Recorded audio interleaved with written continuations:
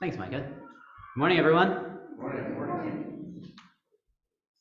So this class is new as of this morning. So it's been reworked, and now I think this is gonna go good. I only have 65 slides this time. Yesterday I had 90, so this I'm learning. I think we got this. This will be good, hopefully. All right. So here's the plan. We're back to 3 sections, so now we know it's going to be good. So the first one is going to be after 70 CE, then after 135 CE. You might have noticed, you might be thinking, I thought it was 132, right? Well, that's because the war starts in 132 and ends in 135. That's the idea. Then we're going to talk about emancipation, which, strangely enough, actually is connected to the French Revolution. So yes, in case you were wondering, we are going to zoom ahead about 1600 years. That is true.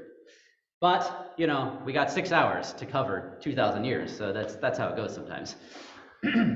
I want to just remind you, too, of what we covered yesterday, just so that we can get the main idea out, and that was that the destruction of the temple was a major blow to Judaism. Right? That was the main idea from yesterday. And that's really important for us because it allows us to have that foundation where here we are after 70 CE, and the Jews at the time are wondering, what does our religion even mean anymore? What do we do with this now that there is no temple? So that's where we're going to pick up the story. And the main message from today is that Jewish history did not pause after 70 CE. And I think that that's really important because for me, whenever I would talk about Jewish history, I would say, okay, so it starts with Abraham about 2000 BCE. It goes down through until AD 70. Then you get to 70 CE, that's about the end, and then you pick it up again in about the 1800s when you're talking about Zionism and that sort of thing. And that's not quite how it goes. So hopefully we're going to fill in some of that middle portion, and I would fill in more between these two here after 135 CE and emancipation. We'll just have to see where we're doing on time and if I can depart from my slides a little bit and see how it goes. Okay, why question? Why did Hadrian rename Judea? That's an important thing to note. What we're going to get into today is really the origins, or the basis here, of the Israeli-Palestinian conflict. And we're going to start to lay a little bit of that foundation, and that's extremely helpful, I think, for having an informed understanding of what's going on today. So, I'm going to put this out there. If you want to blame anybody, you can blame Hadrian. So Hadrian, you know, he's the big bad guy here in this whole story. Okay, so why did Hadrian rename Judea? And he's the one who names it Palestine. So we're going to ask, what is that all about? All right, let's pick up the story after 70 CE. So again, this is kind of a typical picture of how we have envisioned Jewish history, but it continues after 70 CE. So let's understand a little bit of that, not just what happens, but also why. So, a lot of it revolves around this guy. Now, this is not an actual portrait of him, right? Nobody knows what he looked like, but apparently it was a big thing to have real good Moses hair like that. So that's what's going on. His name is Rabban Yochanan ben Zakkai. I don't know if you've ever noticed or ever seen this kind of thing, but as you get involved in Judaism, you'll notice that they give different titles to different people. So you might hear somebody called Rav, you might hear them called Rabbi, you might hear them called Rabban. And Rabban is the like ultimate title. So it's a hierarchy here. Like Rav is the lowest, and then Rabban is the greatest. So just by the way, if you're ever reading the Talmud, you'll notice that they have different titles like that. So you can see who's the most important based off of the title. So this guy was a big deal. Rabban Yochanan ben Zakkai. Now, you have probably never heard of him. Maybe you have. That would be really impressive if you had. But if you're a Jew, he's a big, big name. And the reason for that is he was a first century rabbi who was alive in Jerusalem during Vespasian's siege. So when the siege starts in 66 CE, Rabban Yochanan ben Zakkai was there in the city, and he is essentially, you could maybe say single-handedly, he's essentially the one who's responsible for the preservation of Judaism. Because you think about this, Judaism had 3 main sects at the time, in the first century, at 70 CE, right? Three main sects, what were they? Anyone? Pharisees, Sadducees, and Essenes, yes. Yes, we also sometimes will say zealots, but the list actually comes from Josephus. So Josephus is the one who makes the list, and he says there's three, and later on he adds zealots as a fourth, which is sort of funny. So I don't, maybe he forgot. He did write a lot, so he could have forgotten what he said. But initially he said there was three, and he says Pharisees, Sadducees, Essenes. So let's just work through those three groups, because that's going to help us understand what Yohanan ben Zakkai does. So the three groups are Pharisees, Sadducees, Essenes. Sadducees are mainly the priests, right? So just think about this. When the temple is destroyed in 70 CE, what do you think happens to the Sadducees? They just disappear. There's no more use for Sadducees because they run the temple as the priests and they no longer have a job. So the Sadducees just fade away. They assimilate into the rest of Judaism, and people don't really think about that anymore. Now, what's interesting, just by the way, is the word for priest in Hebrew is Cohen. So if you've ever met anybody with the last name Cohen, that means that they are from a priestly family, right? Or Levite is Levi. So if you've ever met anybody with the last name Levin, they are from a Levitical family. So it's just kind of interesting to follow that through.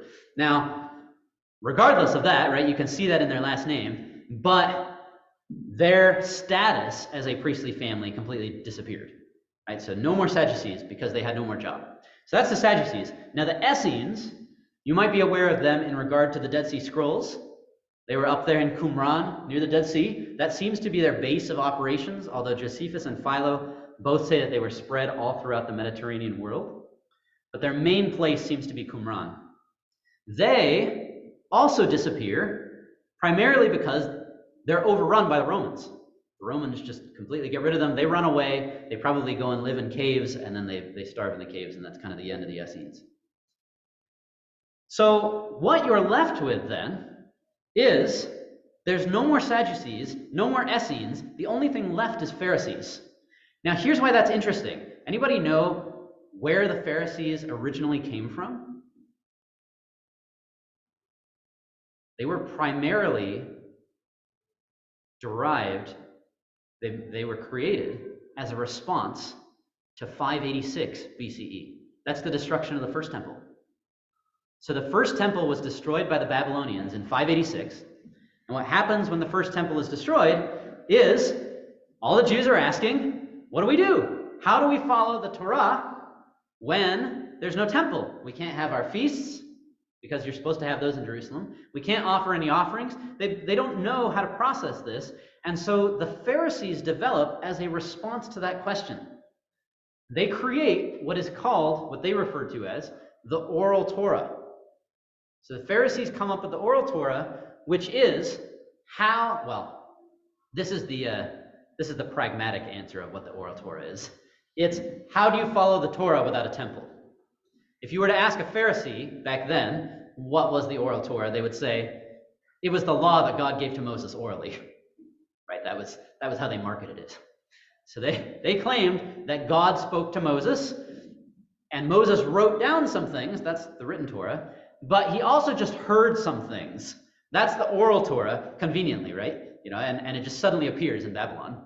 And they say, oh, and it was passed on from Moses to Joshua and then to all of our relatives, and we happen to have it now, and it's perfect for what we need at the moment. So that's what they say. So the Pharisees develop out of this crisis of the destruction of the first temple.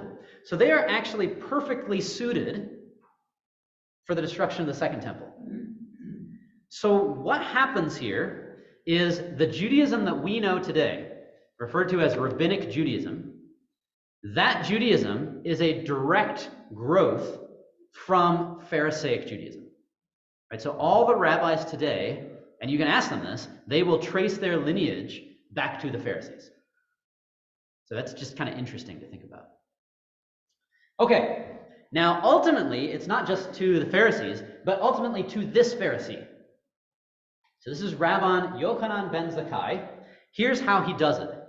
So again, he has the major honorific title. So he was a big deal in Jerusalem. He was one of the major rabbis of Jerusalem at the time. One of the other ones that maybe you remember from the book of Acts is Gamaliel.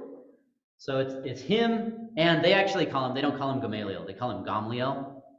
I don't know why, but maybe it's to be different than what the New Testament says, who knows. But they call him Rabban Gamliel, the first. So these two guys, Rabban Yochanan ben Zakkai and Rabban Gamliel the first, they were kind of the major players in Jerusalem Judaism at the time. And Yochanan ben Zakkai was in the city when Vespasian surrounds it and lays siege. So at the time, he was a big player in Jerusalem, but he wasn't super famous as far as creating Judaism, because he hadn't done that yet. So his big claim to fame was actually this. Now, I realized after putting this up, this might actually be apple cider. He was not an apple cider producer. So in case you're worried, just to make that clear, that's supposed to be dirty water. That was the idea. So this is dirty water. It has to do with Numbers chapter 5. And this will just give you an idea on the Pharisaic approach, right? This is Yochanan ben Zakkai, and here's what he does. Numbers chapter 5 is the test of adultery, right? Where you're supposed to make this dirty water, and the woman's supposed to drink the dirty water, and part of her thigh shrivels up, something along those lines. Nobody really, if you talk to Jews, nobody's really entirely sure how this plays out. But Yochanan ben Zakkai comes along and he says, you know what, that's inhumane. That's his determination. Now, just think about this. Let that sink in a little bit, right? Here is a Pharisee coming along and saying, what God commanded in the law is inhumane. He says, that's inhumane. We're not going to do it anymore. And so it just stops. So that's his claim to fame, right? Before what he does with reworking Judaism. So that gives you a little bit of a sense, right? When the Lord Jesus comes and he says, you adhere to the tradition of the elders, right? You exalt that above the commandments of God. This is the kind of thing that we're looking at, where they can just come along and they can say, oh, well, yeah, that was written down. But actually, the oral Torah says this, right? And the oral Torah was for today. So it's very interesting to see how they take something that's supposed to be unchangeable, right? Do not diminish it. And they rework it. So that was his big thing. Now, what later becomes his big thing is, during the siege by Vespasian, there's this question of how is Judaism going to survive? Because the major site of Judaism is under siege. Where are things going to go? So he's there and he's talking to all of his disciples. So this is from the Talmud. Now again, the Talmud likes to embellish things. Just to give you an idea, it will often kill Roman emperors in it because they didn't like the Roman emperors. So they'll make up these crazy, gory, weird ways that Roman emperors died, and none of them are historically accurate, right? So that's kind of what the Talmud does. So it's hard to know if this is actually true at all.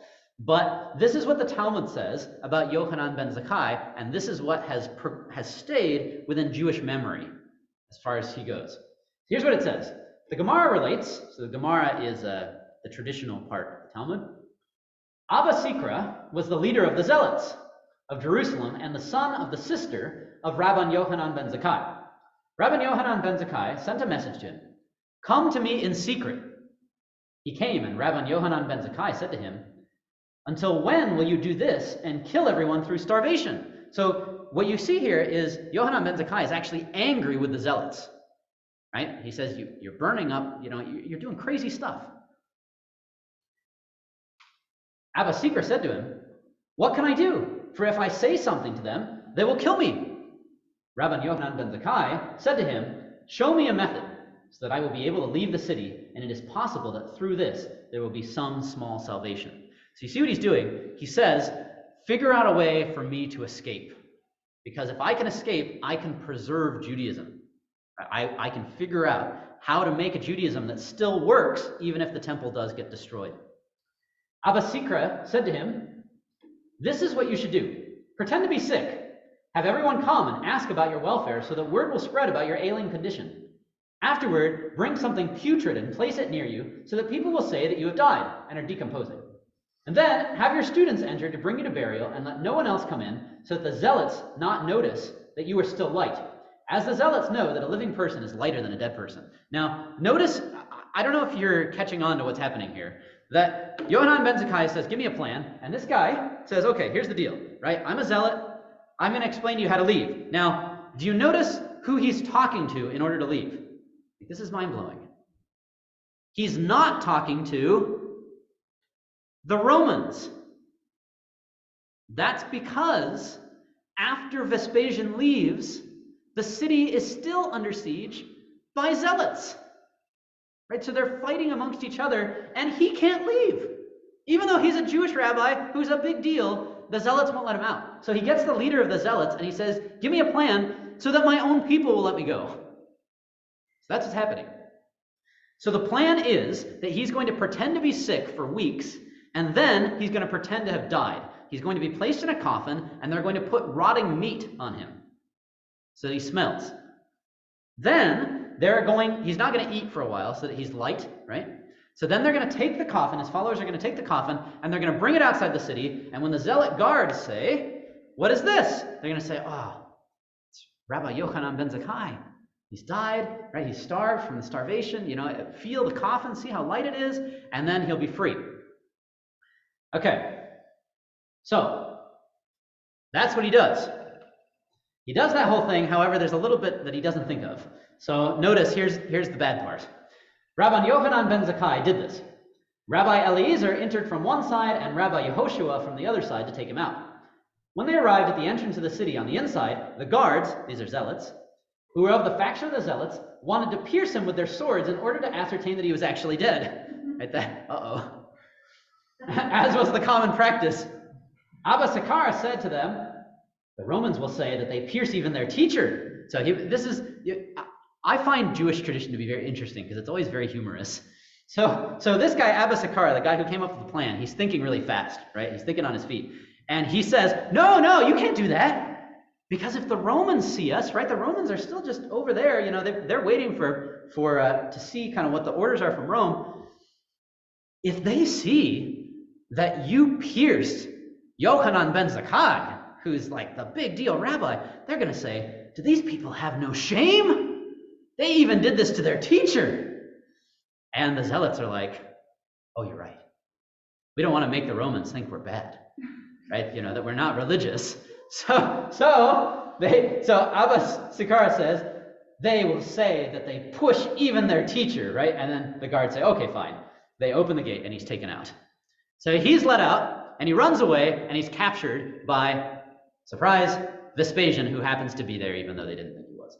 Okay, so Vespasian is there and he captures Yochanan ben Zakkai, who then says, oh, Vespasian, just wanted you to know, I was given a prophecy. Can you imagine what the prophecy is? So we heard somebody else who said this. I was given a prophecy, and it was that you will someday become emperor. Vespasian says, this is amazing. I've had Josephus say this to me. I've had Rabbi Yochanan ben Zakkai say this to me. This must be something from God. So he says to Yochanan ben Zakkai, there's Vespasian, he says, you know what? I like you. It's nice that you said that to me. I like hearing it from more than one person, these important Jews. It's good. So I'll give you one wish. It was kind of like a genie, except not as good. So I'll give you one wish. Anything you want. I've just taken over all of Galilee. I've just taken over all of Judea. You can have anything that you would like. And so it's gone down in Jewish memory as the famous line of Yochanan ben Zakkai. So if you say this to anybody, they'll know what this means, right? It was, give me Yavna and its sages. Now that might not mean a whole lot to us, but in Judaism it's a big deal. In other words, what he does is he says, Jerusalem is done. Right? He says this before 70 CE. So Yochanan ben Zakkai says, Jerusalem's done, and Judaism is moving. Now you can see the Pharisaic mindset, right? Everything in the Torah was supposed to be based on Jerusalem, and yet he just says, you know what? Not anymore. It's all the city of Yavna. And yet what's unfortunate is the whole point behind AD 70 was to show it's not about law anymore, right? This doesn't bring salvation. And instead what he does is he moves everything from Jerusalem and he says, we're just going to rebuild Judaism, create new laws from a new place. And so he rebuilds Judaism in the city of Yavne, which is up near Caesarea. And he gets a bunch of other rabbis freed. That's the sages. So they're freed, and he restarts the Sanhedrin.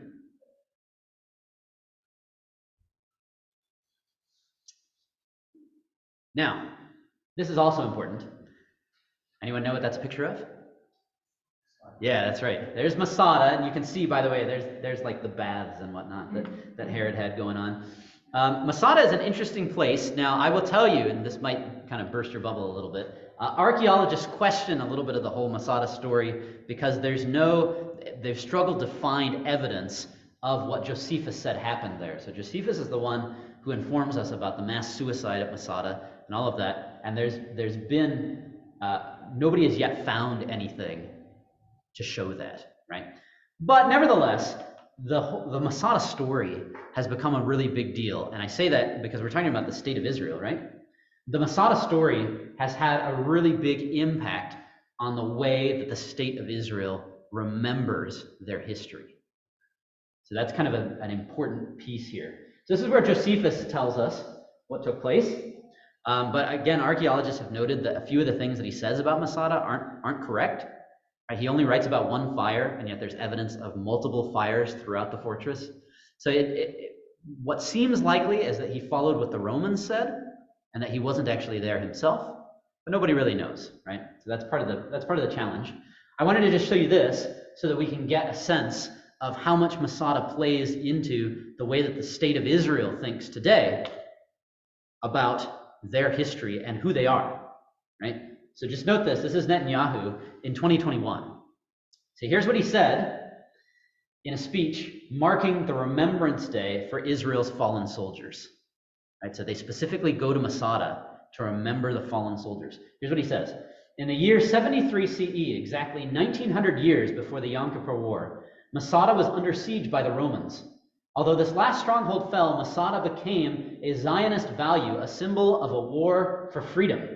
How tremendously far we have come since the year that Masada fell and our country collapsed. From that year, 73 CE, to this year, when we celebrate 73 years of our magnificent independence. The chain that was broken has now been forged anew. The defenders of today say to the defenders of the past, Masada will not fall again. In order to ensure that it does not fall again, in order to ensure that the state of Israel does not become a transitory episode in the history of our people, we must hold onto our country with all our might and all our determination. So it gives you a little bit of a sense as to how Masada and the story of what happened at Masada really plays into the way that Israel sees itself. And in fact, you can even get a sense for that just in the feeling that Israelis have of, we left Masada, and it's a big thing for soldiers to go back to Masada to say, and we're here again, right? We're back. Masada was the moment of shame when everyone gave up. That was the end, but we're not giving up again. And so it very much plays into that national consciousness. Okay, so that's really the end of the 70 CE story. Right? Masada falls, the whole thing takes 7 years from 66 to 73. So it takes 7 years, and this is how Josephus summarizes it. He essentially says, I'm not going to read you the whole quote, but he essentially says, I, as a historian, have never seen anything this bad. This is the absolute worst. He says 1.1 million Jews killed. Now, he probably didn't count them all, right? But it was a huge number because the siege started during Passover. So people had come from all over the Mediterranean area. All right. Now, there's a few upsets that we could go through, but we're not going to. I'll just tell them to you if you want to look them up.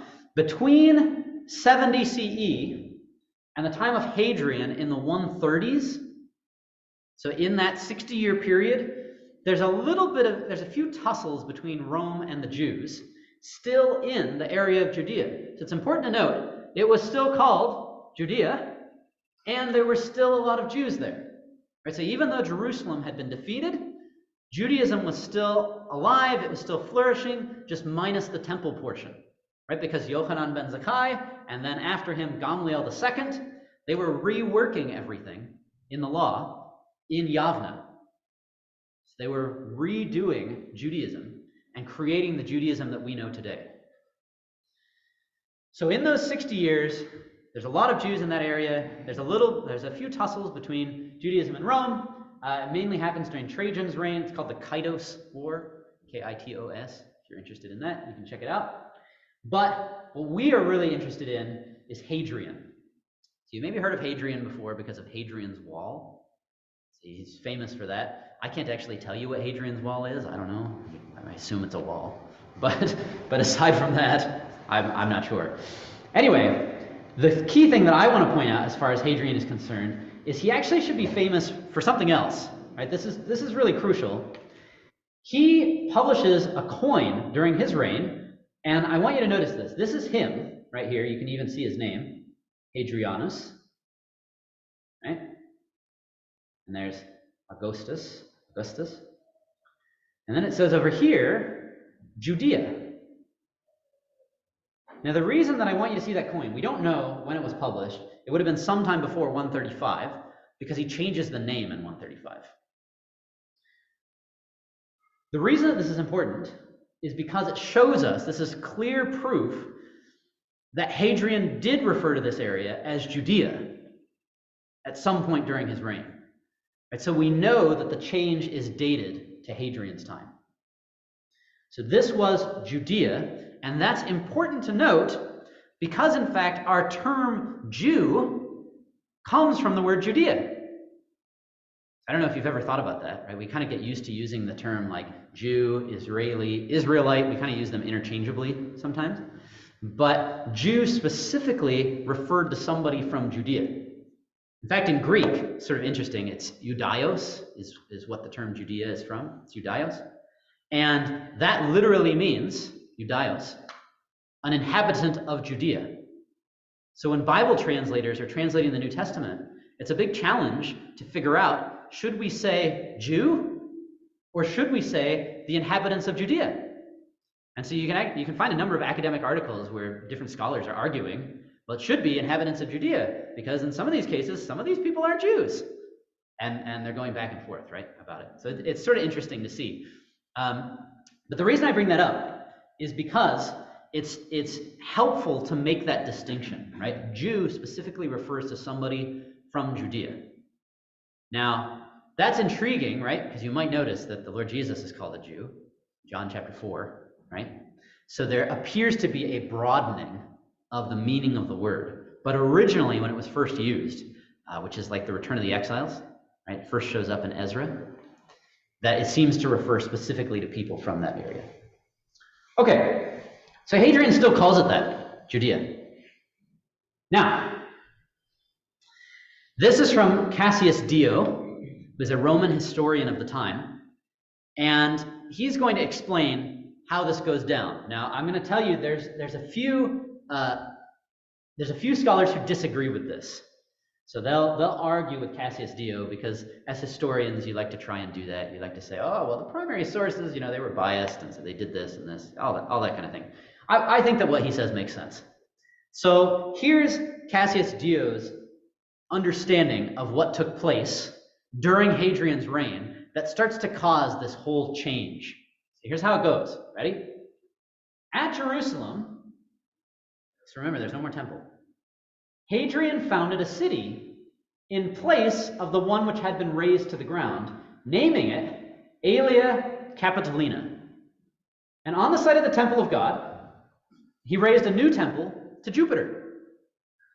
This brought on a war of no slight importance, nor of brief duration, for the Jews deemed it intolerable that foreign races should be settled in their city and foreign religious rites planted there. Now, keep in mind, Jews weren't living in Jerusalem anymore, right? The temple was gone. They were in all the area, but not a whole lot was going on in Jerusalem. So Hadrian says, no big deal. I'll try the same thing that Antiochus Epiphanes tried to do, same thing that Flaccus tried to do. I'll just put a temple to Jupiter on the Temple Mount. Right? And this never turns out good, right? Even though there's no Jews in that spot anymore, it kind of blows up, right? So the Jews in the area, they freak out and they rebel, which is crazy considering, once again, that 60 years prior they tried this and lost real bad, right? So they do it again anyway because they say that's the Temple Mount. It's where God's name is. Even though there's no more temple, you're not putting a temple to Jupiter there. Okay. So that's what happens, and it's led by this guy, Simon Bar Kokhba. Now we don't actually know when he was born, so that's why there's a question mark there. All we know is that he dies in 135 CE. Now his name is interesting. It means, Bar is Aramaic, it means son. And Kokhba is the same thing, it means star. He gets it from Isaiah 14. Remember Lucifer, son of the morning, right? Lucifer was I have no idea why they did this, but Lucifer is Latin, and it means day star. And so the King James translators decide to put that Latin word into Isaiah 14. But if you read newer translations, you'll read, oh, day star. Right, so he takes that idea and says, in fact, that Isaiah 14 is about him, which is kind of weird. But that's what he decides to do, right? So he does that, and he takes on this persona of being the son of the star. Now, you can probably think about, there's like a little bit of like divine ideas there, right? Like being the son of a star kind of thing. And Isaiah 14 has this sense of like you've raised yourself up to heaven and all of this. So he starts to portray himself as a messianic figure. And in fact, a number of Jews start to go along with the idea. Now, Christians obviously don't like that, right? Because they say, whoa, whoa, whoa, whoa, wait a minute, your Messiah's already come. So Eusebius, who is a Christian historian a couple hundred years after Bar Kokhba, he writes about him, and this is how he describes him, right? He sees him as this messianic pretender, and he just despises him. So here's what he writes. He says, the leader of the Jews at this time was a man by the name of Bar Kokhba, which signifies a star, who possessed the character of a robber and a murderer, but nevertheless, relying upon his name, boasted to them as if they were slaves, that he possessed wonderful powers, and he pretended that he was a star that had come down to them out of heaven to bring them light in the midst of their misfortunes. So that's how Eusebius kind of takes it, and that's ever since been the Christian interpretation of what happened. So if you're sitting here wondering, why have I never heard of this guy before? That's because Christians hate him, right? So it's just not a thing that Christians think about a lot, right? He tried this rebellion, he was a false messiah, the end. But within Judaism, again, this is one of the major moments of triumph. Because he actually wins. So 132 CE, he rebels against the Romans, and he overthrows Roman rule. And he overthrows it for 3 years. Now, the reason that this is a big deal, just think back. Let's think about when were the times that there was an independent Jewish kingdom in Jerusalem? Any thoughts? So you have David and the kings, right? The independent Jewish kingdom. David and the kings. They get taken over by the Babylonians. They're then ruled over by the Persians, then by the Greeks. And the Maccabees overthrow the Greeks. So for about 150 years or so, you have this Maccabean kingdom that is independent. Until, this is sad, this is like one of the bleak moments of Jewish history if you talk to Jews, until two Maccabean brothers couldn't get along, right? That was that whole thing I was talking about with the daily sacrifice last night, how they're warring each other and they eventually stop because the daily sacrifice stops. Well, they couldn't get along. And so they eventually ask Rome to step in and help them. That was dumb. But they do that, right? And Rome comes in and says, sure, we'll be happy to help. Just give up your territory. And they say, yeah, okay, good plan. And so that's the end of the independent Jewish kingdom. So this is the last time, 132 to 135 CE, is the last time that there's an independent Jewish kingdom in Jerusalem up until 1967. Right? So this is a major deal in Jewish history. It's a very big point of pride for Jews. that they overthrew the Romans and held them off for 3 years. Now, a lot of the spirit that was behind this was from this guy, Rabbi Akiva. So Simon Bar Kokhba was coming around saying, oh, I'm the son of the star, all this kind of thing. And the reason that he got a lot of traction in it was not just his military victories, but was because Rabbi Akiva, you'll notice it's not Rabban, right? He lost his opportunity to be Rabban. If you were going to be Rabban, you had to be around in the first century. And he was, but he didn't study until the 2nd century. So he lost that opportunity. So Rabban was only for Yochanan ben Zakkai, Gamliel, those guys. He ends up being rabbi. But he's considered the most important rabbi of the 2nd century, Rabbi Akiva. He has sort of a funny story, just because I'll tell it to you because I think it's interesting. His story is that he was actually a Gentile. He was a Gentile who was a shepherd. And he was taking care of sheep, and one day, this beautiful woman walks up. And she starts talking to him, and he's enjoying this conversation. Turns out he's 40 years old, and she's a little bit younger. So, you know, there's maybe a little bit scandalous going on there. But they're chatting, and it comes out that she's Jewish. She happens to be the daughter of the one who owns the sheep. And Akiva is very attracted to her, but she's not going to marry him unless he's Jewish. And in fact, she says, I don't actually want to marry you unless you become a Torah scholar, right? I'm going to like marry the upper echelons within Judaism here. I don't want to just marry a shepherd. And so Akiva says, anything for you, right? Sounds great. So I'll marry you. And it comes out, her father finds out that she's now pledged herself to Akiva, and he disowns her. Because he says, Akiva is a Gentile, he's a shepherd. She says, yes, but he's going to study Torah. And the dad says, no, he's not doing it right now. Too bad, you're done. Right? She happens to be very wealthy. She's no longer very wealthy.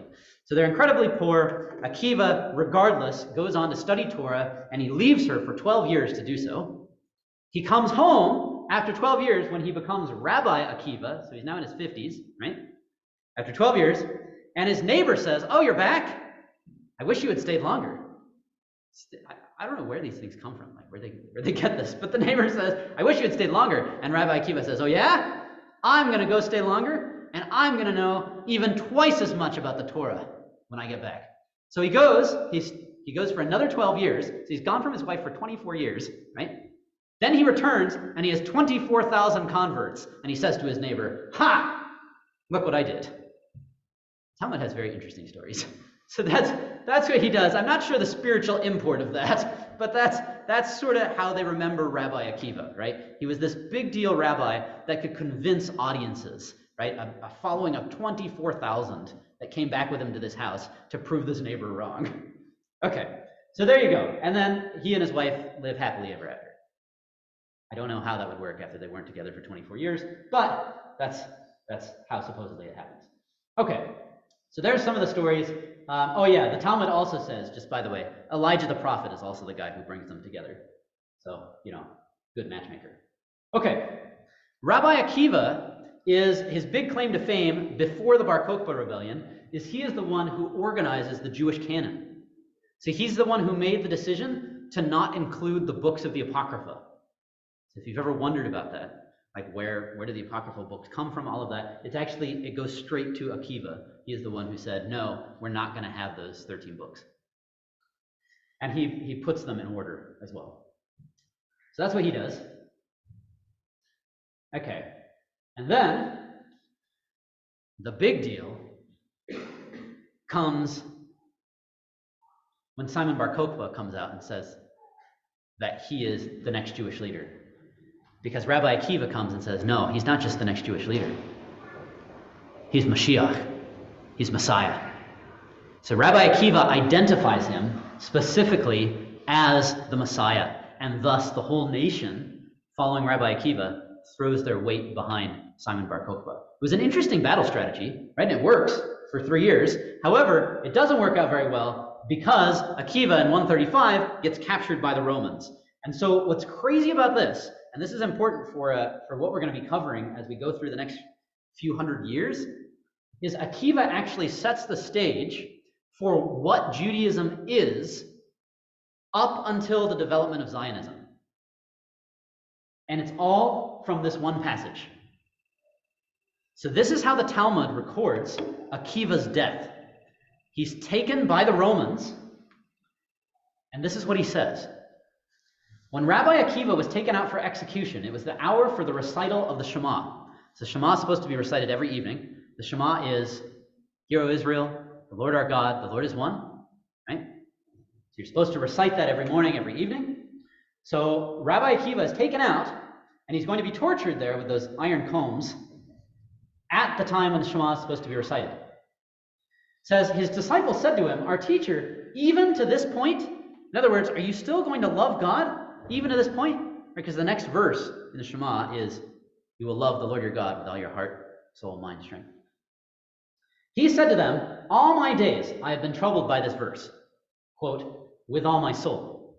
And he's interpreting it here as, even if he takes your soul. I said, when shall I have the opportunity of fulfilling this? Now that I have the opportunity, shall I not fulfill it? He prolonged the word echad until he expired while saying it. So the Shema in Hebrew is Shema Yisrael Adonai Eloheinu Adonai Echad. So that's that last word of it. Echad means one, right? The Lord our God is one. And so as he's dying, he says Echad, and he yells that word out. At least that's the legend. Now the reason that that is so crucial is because this actually gets a name in Judaism. It's called Kiddush Hashem, which means sanctifying the name, Kiddush Hashem. And what that is it means giving your life for the sake of God, for the sake of the name. And so martyrdom becomes a big thing within Judaism for the next 1700 years. The reason that this is so important for us is because as time goes on, Judaism becomes increasingly marginalized and Christianity becomes increasingly stronger, particularly when Constantine becomes emperor, right, in the early 300s, and he makes Christianity legal, and then Theodosius in 380 makes Christianity the state religion. So where that ends up going is Christians start trying to force Jews to convert.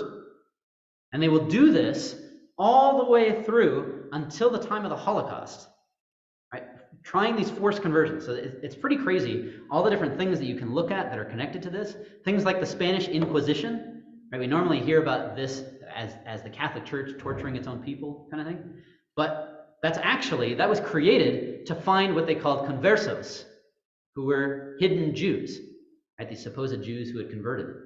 And so all throughout Christian history, there's Christians chasing Jews, trying to force them to convert. And Rabbi Akiva lays the standard of, you absolutely never convert, instead you die. And that's called Kiddush Hashem. The reason that this is so important for us to understand is that all changes in the 1800s in Europe when the pogroms start. When the pogroms start, there's this feeling amongst the young people in the different shtetls where they lived that this wasn't working. Just letting Christians come, try to convert you, but dying instead. And so the young people come along and they start making fun of the martyrs. In fact, Chaim Bilek, if you've ever heard any of his poems, he's a very famous Jewish poet. He writes a poem called In the Valley of Slaughter about one of the pogroms in Ukraine. And his whole thing is making fun of the people who were killed in the pogrom. Because he says, these were the descendants of the Maccabees. These were the ones who hid in toilets, he says. Oh, how glorious you were. And so you have this shift where Rabbi Akiva creates this picture that you give your life for God, and there's a shift in the 1800s to, no, you don't give your life for God. You fight and you make your own way. And so the state of Israel is very interesting because it arises out of that thinking. But rather than giving your life, you stand up and you resist. So that's a big piece in how Israel sees itself, how it understands itself. And I find it fascinating as a Holocaust scholar to actually see the difference in the way that the Holocaust is remembered in the United States versus how it's remembered in Israel. Because Israel will focus on all the revolts, and the US focuses on the human rights aspect. You can see how it's different for the different countries. So, we have 4 minutes. That's good. Okay, so here's what we'll do. I totally departed my slides because I got excited. So what we're going to do is we'll look at this. Okay. Let's go back to Hadrian. You got 10 minutes. I have 10? Wow. Okay. Thank you. That's really good. Oh, yeah. Oh, I'm supposed to end at 12:20, right? No? 12:15? A little before. Okay, all right. Sorry, I got too excited there. All right, 12:15. That's good. Okay, so take a look at this picture now. So what we wanted to see from 135 is we really wanted to see the impact that Akiva had, right? And the impact that all of this had on the Jewish consciousness as far as who they were as Jews. Now, we also need to understand the impact that this had on the land. This, once again, Hadrian, right? Now, this one's a lot harder to see, but if you look, it says Aelia Capit. Aelia Capit, right there. So it's a new coin because Hadrian has now changed the name of Jerusalem. So what ends up happening is Hadrian finally defeats this rebellion. He gets rid of this independent Jewish kingdom after 3 years, and he is so frustrated that he says, no Jews will ever live here again. Right? I'm done. In fact, I don't even want there to be the memory of Jewish people here. Now, that's kind of interesting because you might notice that that is a similar line to what certain Arabs in Israel will say, right? They'll say things like, Jews were never here. And part of that is connected to the fact that Hadrian tried to erase it all, right? So Hadrian did a pretty good job, except he couldn't get rid of a lot of the archaeological stuff under the ground. But Hadrian is one of the major forces here that causes a lot of these problems. So he renames it Aelia Capitolina. He then says, you know what? I'm not just going to get Jews out of Jerusalem. I'm actually going to get them out of the land entirely. So he pushes Jews out, and he says, in fact, we're not going to remember anything about Jews in the whole land. So he asks himself, what can I name this place? Right? I don't even want it to be called Judea because that's where Jews come from. So let's get a new name. So he starts looking around, and he says, well, what were the names of some of the other people who lived here before? You know, because that's kind of like rubbing salt in the wound, right? Like, not only will I rename the place, but I'll name it after one of Israel's enemies. So he looks around and he says, oh, hey, some of the biggest enemies were Philistines. So how about we rename this place after the Philistines, right? So you had Philistia, and he says, let's just name this whole area Palestina. So that's what he does. Now, the important piece to notice is that it actually has nothing to do with Philistines. Right? Philistines, just like Judah, were invaded by the Babylonians. Except, unlike Judah, the Philistines were wiped out. So there has never been any trace to history of Philistines since the late 6th century BCE. So in case you ever find yourself wondering, or somebody says to you, oh, you know, the Palestinians have been in the land since the Philistines, that's just not true, right? There is absolutely no connection to the Philistines except for the name. So what Hadrian does is he takes the name Philistia, or Palestina, and he names the whole region Palestina. Now, he then says, I'm going to, in fact, completely rework the entire city. Because not only do I want it to have a different name, not only do I want there to be no Jews, but I don't want anybody to even go there and see anything that has to do with Jews. So if you go to Jerusalem today, this is the Damascus Gate right here. If you pop on down to the lower level, you can actually see Hadrian's Gate. So Hadrian creates a new gate for the city. Now, it's not like the original one was up here. This is a newer one. But this is still the gate that he makes for going into the city. If you're wondering why there's like split levels and stuff, come and talk to me about that later. I can talk about that. But he also gets rid of the old city, and he makes an entirely new city.